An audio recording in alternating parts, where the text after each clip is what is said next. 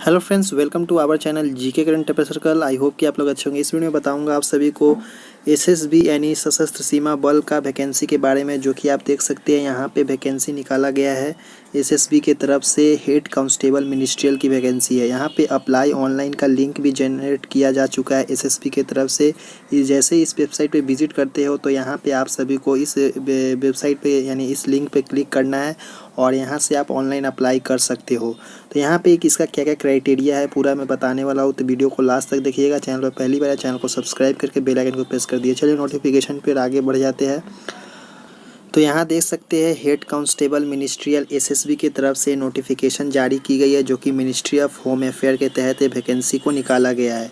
यहाँ पे साफ साफ लिखा गया है कि ये वैकेंसी आप सभी को इंडियन सिटीजन, नेपाल और सब्जेक्ट भूटान, मेल और फीमेल दोनों कैंडिडेट इसमें अप्लाई कर सकता है। नॉन गैजेट पोस्ट है, ग्रुप सी का ये वैकेंसी है और सशस्त्र सीमा बल ministry of home affair government of India की तरफ से वैकेंसी को निकाला गया है। यहाँ पे देख सकते हैं वैकेंसी का जो डिटेल्स यहाँ पे दिया है कि वैकेंसी कितना है। तो यहाँ पे सीरियल नंबर 1 ही सिर्फ दिया है, जो कि हेड कांस्टेबल मिनिस्ट्रियल का है। यहाँ पे टोटल 115 पोस्ट पे वैकेंसी को निकाला गया है, जिसमें से यहाँ पे 47 पोस्ट अनरिजर्व में यानी जनरल कैटेगरी में, ईडब्ल्यूएस के लिए 11 पोस्ट है, ओबीसी के लिए 26 है और एससी के लिए 21 है और एसटी के लिए 10 पोस्ट रखा गया है। टोटल 115 पोस्ट पे यहाँ पे वैकेंसी को निकाला गया है हेड कांस्टेबल मिनिस्ट्रियल के लिए। यहाँ पे देख सकते हैं यूआर मतलब क्या होता है, ईडब्ल्यूएस मतलब क्या होता है, पूरा यहाँ पे डिटेल्स दिया गया है। यहाँ पे 10% जो वैकेंसी रहेगा एक सर्विसमैन के लिए रहेगा रिजर्व। उसके बाद यहाँ पे बताया गया है कि इसका जो पे स्केल बताया गया हेड कांस्टेबल मिनिस्ट्रियल का पे लेवल 4 का जो रहेगा, जो कि 25,500 से 81,100 पर मंथ का यहाँ पे दिखाया गया है अलाउंस। उसके बाद अदर अलाउंस आप देख सकते हैं कि इसमें आप सभी को पोस्ट कैरी अगर भरते हो तो इसमें अगर सिलेक्शन होता है तो आपको डियरेंस अलाउंस मिलेगा, डीए मिलेगा, रेशन मनी मिलेगा, अलाउंस, वाशिंग अलाउंस मिलेगा, any other allowance and admissible of SSB from time to time आपको कुछ ना कुछ गवर्नमेंट ऑफ इंडिया की तरफ से मिलते रहेगा। इसमें न्यू पेंशन स्कीम भी जारी किया गया, जो कि आगे आने वाले समय में आपको सभी को पता चल जाएगा। उसके बाद यहाँ पे आप देख सकते हैं हेड कांस्टेबल मिनिस्ट्रियल का जो एज रखा गया 18 से 25 साल के जो कैंडिडेट है, जनरल के कैंडिडेट वो 18 से 25 साल है तो इसमें अप्लाई कर सकते हैं। उसके इसमें 10+2 सिर्फ लगेगा, जो कि इंटरमीडिएट अगर पास है तो इसमें आप अप्लाई कर सकते हो। उसके बाद यहाँ पे एक और क्राइटेरिया है कि इसमें इंग्लिश में टाइपिंग होगा, जो कि 35 वर्ड पर मिनट और हिंदी में टाइपिंग होगा 30 वर्ड पर मिनट आपको यहाँ पे देना पड़ेगा, तब जाके आपका सिलेक्शन हो सकता है। उसके बाद यहाँ पे बताया गया कि इस फॉर्म का जो लास्ट डेट है 30 डेज़ ऑफ अप्लीकेशन, यानी अप्लीकेशन के एम्प्लॉयमेंट न्यूज़ में आने से 30 दिन का टाइम दिया जाता है। उसके बाद है यहाँ पे काफ़ी चीज़ एज रिलैक्सेशन के बारे में बताया गया है कि और इसमें और भी बताया गया है कि जो आपका डेट यहाँ पे जो जारी किया जाएगा, जो भी आपका डेट ऑफ बर्थ है वो मैट्रिकुलेशन के सर्टिफिकेट में आपका जो होगा वही आपको डिटरमाइनिंग किया जाएगा एज और नेम। उसके बाद है एज रिलैक्सेशन के बारे में बताया गया कि जो एससी एसटी कैंडिडेट है उसके लिए 5 साल का छूट दिया जाएगा एज रिलैक्सेशन में, ओबीसी वालों को 3 साल का छूट है और एक सर्विसमैन वालों का 3 साल का छूट है। और बाकी अलग अलग यहाँ पे छूट दिया गया है, जो कि आप लोग अपने हिसाब से देख सकते हैं। कश्मीर वालों का यहाँ पे दिया गया है, चिल्ड्रन रिजर्व कैटेगरी जनरल का दिया गया है, जो कि आप लोग देख सकते हैं अगर इसमें बिलोंग करते हैं तो। उसके बाद है नीचे की तरफ आएंगे तो यहाँ पे बताया गया ईडब्ल्यूएस कैंडिडेट के लिए कि अगर आप इकोनॉमिक वीकर सेक्शन से बिलोंग करते हैं तो आप सभी को 8 लाख से ज़्यादा इनकम नहीं होना चाहिए, इससे कम होना चाहिए। मतलब इकोनॉमिक ईडब्ल्यूएस और ओबीसी एससी एसटी वालों का यहाँ पे बताया गया है कि ओबीसी एससी एसटी है तो आप सभी को 8 लाख से कम इनकम होना चाहिए, चाहे जो भी सोर्स हो। और ईडब्ल्यूएस वालों को यहाँ पे बताया गया है कि आप सभी को 5 एकड़ एग्रीकल्चर लैंड और अबव, मतलब 5 एकड़ से ज़्यादा एग्रीकल्चर यानी कृषि वाला जो ज़मीन होता है वो ज़्यादा नहीं होना चाहिए। उसके संग संग दिया है कि 1000 स्क्वायर फीट रेसिडेंशियल फ्लैट नहीं होना चाहिए। उसके बाद है residential plot of 100 square feet yard यानी अबव नोटिफाई म्यूनिसिपलिटी नहीं, इससे ज़्यादा नहीं होना चाहिए। और 200 square feet yard above area other than notify municipality. कहने का मतलब है यहाँ पे जो भी यहाँ पे डेटा दिया इससे ज़्यादा अगर होता है आपके पास तो आप ईडब्ल्यूएस कैटेगरी में फॉर्म नहीं भर सकते हैं, आप इसका सर्टिफिकेट भी बनवा नहीं सकते हैं। तो इतने इससे कम ही होना चाहिए, इससे ज़्यादा नहीं होना चाहिए। उसके बाद है यहाँ पे इंस्ट्रक्शन दिया एक्स सर्विसमैन वालों के लिए, जो कि आप लोग देख लेंगे अगर एक सर्विसमैन है तो। उसके बाद है डिस्क्वालिफिकेशन का रीजन, कुछ पॉइंट दिया गया है। उसके बाद एग्ज़ामिनेशन फ़ी और मोड पेमेंट मोड क्या है। तो अगर आप अनरिजर्व EWS और OBC कैटेगरी से बिलोंग करते हैं तो आप सभी को यहाँ पे 100 रुपये का फ़ीस पेमेंट करना पड़ेगा। अगर SC ST और एक सर्विसमैन है तो आपको कोई फ़ीस पेमेंट नहीं करना पड़ेगा फॉर्म के लिए। और अप्लाई किस तरह करना है यहाँ पे पूरा डिटेल्स बताया गया है, तो आप लोग ध्यान से देखिए। तो पार्ट 1 जो आपका रहेगा, जिसमें आप सभी का पोस्ट है जो कि हेड कांस्टेबल मिनिस्ट्रियल, एक ही पोस्ट पे वैकेंसी निकाली गई है। इसमें आपका अपना नाम लिखना है, candidate name, father's name, mother name, date of birth, gender, nationality, religion और मटेरियल स्टेटस आपको बताना है। उसके बाद है कैटेगरी आपको चूज़ करना है। फिर whether belong to a specified community, अगर बिलोंग करते तो यस और नो करना है।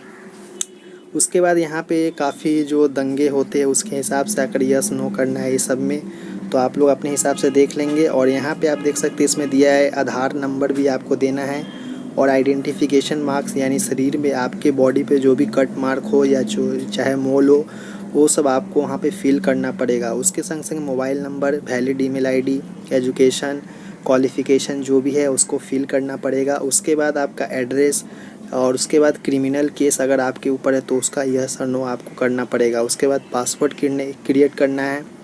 उसके संग संग नीचे की पार्ट 2 जो आएगा, पार्ट 2 जो रजिस्ट्रेशन का आएगा वो है आपका अपलोड करना है आपको फ़ोटो, जो कि फ़ोटो का साइज़ यहाँ पे बताया गया है कि 12 KB and greater than 4 KB, यानी 4 KB से बड़ा और 12 KB से कम आपका होना चाहिए।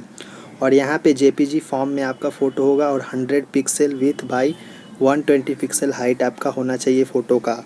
और सिग्नेचर का भी यहाँ पे दिया गया है, जो कि JPG फॉर्मेट में 12 KB से ज़्यादा कम और 4 KB से ज़्यादा आपका होना चाहिए। 140 पिक्सल्स और 60 पिक्सल्स हाइट दिया गया है। तो यहाँ पे अपलोड करना है तभी जाके आपका फॉर्म होगा। उसके बाद पार्ट 3 में दिया गया है कि पार्ट 3 में मोड ऑफ पेमेंट, आपको पेमेंट किस मोड में करना है। जैसे कि आप नेट बैंकिंग भी कर सकते हैं, क्रेडिट कार्ड बैंकिंग कर सकते हैं, डेबिट कार्ड से भी कर सकते हैं, या ऑफलाइन चालान से भी कर सकते हैं, जो स्टेट बैंक ऑफ इंडिया का होने वाला है। और SC ST और एक सर्विसमैन वालों के लिए कोई पेमेंट नहीं है। वोमेन कैंडिडेट के लिए भी कोई पेमेंट आपको नहीं देना है। उसके बाद है proof of candidature. Proof of candidature में आपको कुछ देना है, जैसे कि इसमें बोला है कि candidate must print out application form after final submission. If candidate payment is not applicable then the candidate advise to take a print of acknowledgement. आपको जो एक्नॉलेजमेंट मिलेगा फॉर्म भरने के लास्ट में, तो उसे आपको डाउनलोड करके प्रिंट आउट करवा लेना है। अगर आप अनरिजर्व OBC कैंडिडेट से बिलोंग करते हैं तो आप सभी को print out only after a banking error, अगर ईरर आता है उसका भी आप प्रिंट आउट लेके प्रूफ के तौर पे आप रख सकते हैं कि आपका पेमेंट सक्सेसफुल हो चुका है या नहीं।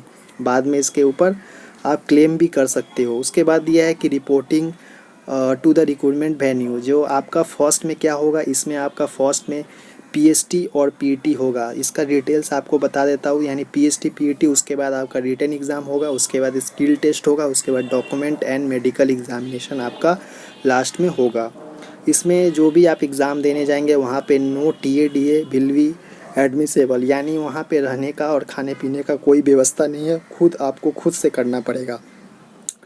और यहाँ पे बताया गया सिलेक्शन प्रोसीजर के बारे में, जो कि आप देख सकते हो कि फर्स्ट में आपका फिज़िकल एफिशिएंसी टेस्ट यानी PAT और फिज़िकल स्टैंडर्ड टेस्ट PST, तो ये आपका होने वाला है। जो कि यहाँ पे बताया गया कि जो मेल कैंडिडेट है उनके लिए 1.6 किलोमीटर यानी 1.5 किलोमीटर के लगभग आपको 6.5 मिनट में कंप्लीट करना है रनिंग को, और फीमेल कैंडिडेट है तो 800 मीटर 4 मिनट में आपको कंप्लीट करना है। अगर एक सर्विसमैन है आप तो आपको PET और PST जो है appear in other recruitment stage, यानी PET PST सब में आपको PET नहीं देना होगा।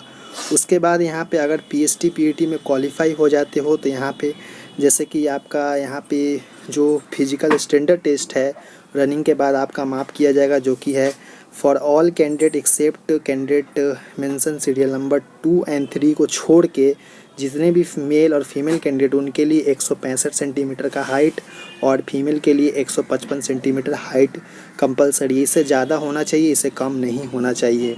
मिनिमम चेस्ट आपको एक्सपेंड करना है 77 सेंटीमीटर मेल के लिए, और आपको मतलब मिनिमम 77 सेंटीमीटर होना चाहिए, फुला के 5 सेंटीमीटर आपको देना पड़ेगा, यानी टोटल 82 सेंटीमीटर आपका हो गया। फीमेल कैंडिडेट के लिए ये एप्लीकेबल नहीं है। उसके बाद यहाँ पे जो गोरखास ड्रोगार्स मराठान्स जो है उनके लिए अलग से हाइट दी गई है, जिसमें छूट भी है, जो अपने अपने स्टेट का देख लेंगे, लद्दाख वगैरह का दिया गया है। फिर all schedule tribe belong SC/ST के लिए जो मेल कैंडिडेट है उनको 162.5 सेंटीमीटर और फीमेल के लिए 150 सेंटीमीटर आपका होना चाहिए। उसके बाद है रिटन टेस्ट होगा। जैसे आप PET और PST कंप्लीट करते हो तो आप सभी का लिस्ट आएगा। उसके बाद रिटन टेस्ट होगा, जो कि रिटन टेस्ट में आप सभी को बताया गया है कि SSB का ऑफिशियल वेबसाइट पे आपको पता चल जाएगा, जो कि गवर्नमेंट स्कूल वगैरह में यहाँ पे कंडक्ट करवाए जाएंगे आपका रिटन टेस्ट, जो कि कॉमन एंट्रेंस टेस्ट रहेगा CET। उसके बाद है यहाँ पे कॉमन एंट्रेंस टेस्ट का डिटेल बताया गया कि 2 घंटा का पेपर होगा, जो कि 100 मार्क्स का, और इसमें आप सभी को बांटा गया ऑब्जेक्टिव टाइप का होगा, जो कि फॉलोइंग जनरल नॉलेज रहेगा, जिसमें मैथमेटिक्स, रीजनिंग, जनरल इंग्लिश या हिंदी, जिनमें से कोई एक आप चूज़ करके कर सकते हो। इसमें मिनिमम क्वालिफाइंग मार्क्स भी बताया गया है, जो कि 50% आपका मिनिमम होना चाहिए जनरल, EWS और OBC और एक सर्विसमैन के लिए। अगर 50% से कम लाते हो तो वहीं पर आपको डिस्क्वालीफाई कर दिया जाएगा। इससे ज़्यादा आप लाते हो तो इससे ज़्यादा ही आपका मेरिट बनने वाला है। उसके बाद है 45% SC/ST वालों के लिए। इससे 100 में से 45 नंबर आपको इससे ज़्यादा ही आना चाहिए, तभी जाके आपको चूज़ हो सकता है। तो जैसे ही रिटन क्वालिफाई कर जाते हो तो यहाँ पे आप सभी के लिए एक कॉमन एंट्रेंस ट्रायल का मेरिट लिस्ट प्रिपेयर किया जाता है। उसके बाद जैसे मेरिट लिस्ट में नाम आएगा तो आप सभी को यहाँ पे टाइपिंग के लिए बुलाया जाएगा, जो कि यहाँ पे साफ साफ लिखा गया है कि जो भी टाइपिंग के लिए बुलाया जाएगा 15 टाइम्स, यानी वैकेंसी का 15 गुना आपको स्किल टेस्ट यानी टाइपिंग टेस्ट के लिए बुलाया जाएगा। वहाँ पे स्किल टेस्ट जो होने वाला है, जो कि आपको पता चली गया आगे मैं बताया कि 35 वर्ड पर मिनट इंग्लिश वाले कैंडिडेट के लिए और हिंदी वालों के लिए 30 वर्ड पर मिनट आपको करना है, जो कि आपको क्वालिफाई इन नेचर है। उसके बाद है यहाँ पे डॉक्यूमेंटेशन और मेडिकल एग्जामिनेशन का बताया गया है, जो कि यहाँ पे आप देख सकते हैं डॉक्यूमेंटेशन में क्या क्या हो सकता है। यहाँ पे पूरा डिटेल्स लिखा है, जिसे आप लोग पढ़ लेंगे। उसके बाद मेडिकल के बारे में पूरा डिटेल्स में यहाँ पे दिया है, जिसे आप लोग को पढ़ लेंगे। और रिव्यू मेडिकल भी हो सकता है, रिव्यू मेडिकल, जो कि री मेडिकल के नाम से यहाँ पे दिया गया है। उसके बाद यहाँ पे आपसे फाइनल रिज़ल्ट आएगा, जो कि फाइनल रिज़ल्ट में आपका नाम है तो आपका सिलेक्शन कंफर्म हो जाएगा। तो यहाँ पे देख सकते हैं क्या क्या डिटेल्स यहाँ पे पूरा दिया गया है। तो यहाँ पे पूरा डिटेल्स यही था। तो यहाँ पे वैकेंसी के बारे में बता दिया। आई होप कि वैकेंसी के बारे में आपको समझ में आया। और यहाँ पे नीचे की तरफ आएंगे तो यहाँ पे आप सबको जो भी OBC SC/ST वालों का फॉर्मेट दिया गया कि किस फॉर्मेट में आपको बना के OBC सर्टिफिकेट, SC सर्टिफिकेट आपको लेके जाना है। तो पूरा डिटेल्स यहाँ पे दिया गया है, तो जिसे आप लोग देख लेंगे उसके बाद फॉर्म भरेंगे। और नीचे की तरफ आएंगे तो यहाँ पे हाइट के हिसाब से, एज के हिसाब से आपका वेट भी दिया गया है, जो कि फीमेल का और मेल का अलग अलग यहाँ पे दिया, जिसे आप लोग अपना चेक कर लेंगे। तो चलिए नेक्स्ट वीडियो मिलते हैं। धन्यवाद देखने के लिए।